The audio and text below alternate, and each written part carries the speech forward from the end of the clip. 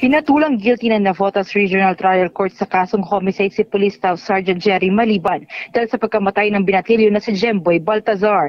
Ayon sa korte, makukulong na 4 hanggang 6 na taon si Maliban at kinakailangang magbayad ng 50,000 para sa civil at 50,000 naman sa moral damages. Isa naman sa mga pulis ang napawalang sala habang 4 na iba pang akusado ang nahatulan naman ng guilty sa illegal na pagpapaputok ng baril. Planong iapila ng pamilya ni Jemboy ang naturang kaso dahil 6 na pulis ang inirereklamo sa kasong murder ng mga piskal. Pero isa ibinabang desisyon ng Navotas Regional Trial Court, tanging si Maliban ang makukulong sa naturang krimen. Kasunod dito, ipinag-utosan ni Justice Secretary Jesus Crispin Remulla ang malalimang pag-review sa naturang kaso. Ayon sa DOJ, ang Office of the Solicitor General na ang hahawak sa kasong ihahain sa Court of Appeals.